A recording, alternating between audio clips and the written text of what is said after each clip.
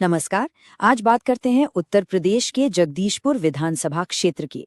एक ऐसी सीट जहां का हर चुनाव अपने आप में एक नई कहानी लिखता है।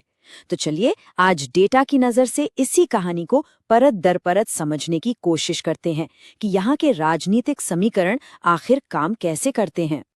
हम अपनी पड़ताल शुरू करेंगे जमीन की नब्ज को समझने से, फिर देखेंगे कि चुनावी संकेत क्या हैं और नतीजों का विश्लेषण करेंगे। इसके बाद हम 30 साल के इतिहास में झांकेंगे, शासन के लिए एक ब्लूप्रिंट पर बात करेंगे और फिर एक अंतिम निष्कर्ष पर पहुंचेंगे।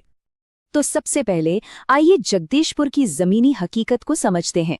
ये एक ग्रामीण इलाका है, अर्थव्यवस्था खेती पर निर्भर है और ये एक अनुसूचित जाति के लिए आरक्षित सीट है।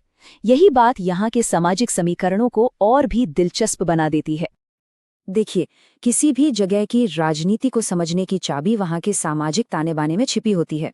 जगदीशपुर एक दलित बहुल सीट है जहां पासी, कोरी और जाटव समुदाय की अच्छी खासी आबादी है। लेकिन इनके साथ साथ अन्य पिछड़ा वर्ग और सवर्ण मतदाता भी नतीजों पर गहरा असर डालते हैं।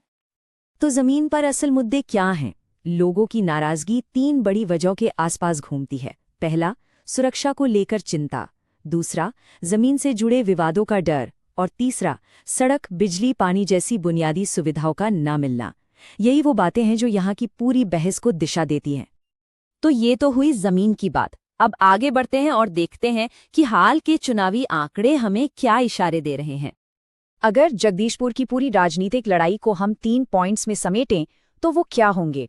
पहला, एक तरफ सत्ताधारी दल की मजबूती है तो दूसरी तरफ उसके खिलाफ पनपता असंतोष। दूसरा, विपक्ष का गठबंधन जो कागज पर एक मजबूत चुनौती है। और तीसरा और सबसे अहम, दलित वोट। ये वोट एक साथ जाएगा या बटेगा, इसी पर सब कुछ निर्भर करता है। 2022 के नतीजों को देखें तो ये कहानी और भी साफ हो जाती है। बीजेपी ने लगभग 44% वोट शेयर के साथ सीट जीती। वहीं विपक्ष का वोट कांग्रेस, सपा और बसपा में बंट गया और नतीजा सबके सामने था। अब ये एक और दिलचस्प आंकड़ा है, वोटर टर्नआउट यानी मतदान प्रतिशत। ये दशकों से लगभग 54% पर ही अटका हुआ है। इसका रणनीतिक मतलब क्या है? इसका सीधा मतलब है कि नए वोटरों को लाने से कहीं ज्यादा जरूरी ये हो गया है कि जो लोग वोट डाल रहे हैं उन्हें अपने पक्ष में कैसे लाया जाए। और हमें ये भी याद रखना चाहिए कि जब कोई नागरिक अपने वोट का इस्तेमाल करता है तो ये सिर्फ एक राजनीतिक काम नहीं है, ये उसकी अपनी गरिमा, उसकी अपनी आवाज का सवाल है। हमारे संविधान की भी यही भावना है कि हर नागरिक एक सोची समझी राय रखे और जिम्मेदारी के साथ सार्वजनिक संवाद में हिस्सा ले। तो सवाल ये है कि ये चुनावी नतीजे आते कैसे हैं? क्या ये सिर्फ नेताओं के चेहरों का खेल है? नहीं, असल खेल तो सिस्टम का है, उन संगठनात्मक ढांचों का है जो जमीन पर काम करते हैं। चलिए इन व्यवस्थाओं को समझते हैं। यहाँ हमें 2 बिल्कुल अलग अलग मॉडल काम करते हुए दिखते हैं। एक तरफ बीजेपी का सिस्टम है जो बूथ लेवल मैनेजमेंट और डायरेक्ट बेनिफिट ट्रांसफर पर टिका है। वहीं दूसरी तरफ विपक्ष की ऐतिहासिक चुनौती रही है कि उसका नेटवर्क बिखरा हुआ है और बूथ स्तर पर उसका जुड़ाव कमजोर रहा है। अगर हम विपक्षी उम्मीदवार विमलेश कुमारी के प्रोफाइल को देखें तो उनकी पहचान ही उनकी सबसे बड़ी ताकत है। वो महिला भी हैं और दलित भी, लेकिन उनके सामने 2 बड़ी चुनौतियां भी हैं। एक तो उनकी अपनी पहचान का दायरा थोड़ा सीमित है और दूसरा उनकी पार्टी का जमीनी नेटवर्क उतना मजबूत नहीं है। हाँ, सपा कांग्रेस का गठबंधन उन्हें वोटों को एक साथ लाने का एक बड़ा मौका जरूर देता है। अब थोड़ा पीछे चलते हैं इतिहास में, क्योंकि आज को समझने के लिए कल को जानना बहुत जरूरी है। देखते हैं कि पिछले कुछ दशकों में जगदीशपुर के वोटिंग पैटर्न में क्या क्या बदलाव आए हैं। आप देखिए कि कैसे जगदीशपुर की सियासत ने वक्त के साथ करवटें बदली हैं। 1993 में सपा की जीत से लेकर 2002 में कांग्रेस का आना और फिर 2017 में बीजेपी का जबरदस्त उभार। ये साफ दिखाता है कि ये सीट किसी एक पार्टी का गढ़ कभी नहीं रही। लेकिन सबसे बड़ा और चौंकाने वाला बदलाव आया 2012 और 2017 के बीच। इस ग्राफ को ध्यान से देखिए। बीजेपी का वोट शेयर महज 14% से बढ़कर सीधा 44% पर पहुंच गया। ये कोई मामूली उछाल नहीं था, इसने यहाँ की पूरी राजनीति का नक्शा ही बदलकर रख दिया। तो इस पूरे 30 साल के इतिहास का निचोड़ क्या है? एक सीधा सा सबक, जब जब विपक्ष का वोट बटा है तब तब सत्ताधारी पार्टी को फायदा हुआ है।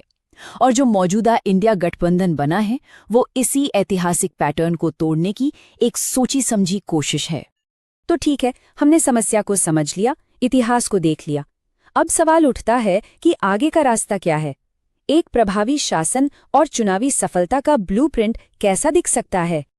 आगे का रास्ता 4 स्तंभों पर टिका हुआ है। पहला, चुनावी रणनीति, एक ऐसा सामाजिक गठबंधन बनाना जो हर तबके की उम्मीदों को अपने साथ जोड़े।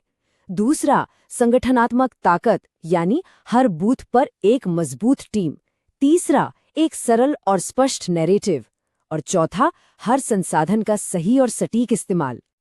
और इन चारों चीजों का असल मकसद सिर्फ वोट पाना नहीं है, बल्कि जनता का भरोसा जीतना है। और भरोसा बनता कैसे है? भरोसा तब बनता है जब कल्याणकारी योजनाएं बिना किसी भेदभाव के आखिरी इंसान तक पहुंचे और हर छोटी बड़ी शिकायत को सुना जाए और उस पर कार्रवाई हो। और आज की डिजिटल दौर में भरोसा बनाने का एक और जरूरी पहलू है लोगों के डेटा का सम्मान करना। किसी भी व्यक्ति का डेटा उसकी अपनी पहचान और गरिमा का हिस्सा है। इसलिए ये बहुत जरूरी है कि किसी भी जानकारी का इस्तेमाल पूरी पारदर्शिता और साफ सहमति के साथ हो, जैसा कि भारत का कानून भी कहता है। तो अब आते हैं आखिरी बात पर। इसमें एक चेतावनी भी छिपी है और आगे के लिए एक विजन भी। जगदीशपुर के सामने आज 2 रास्ते हैं।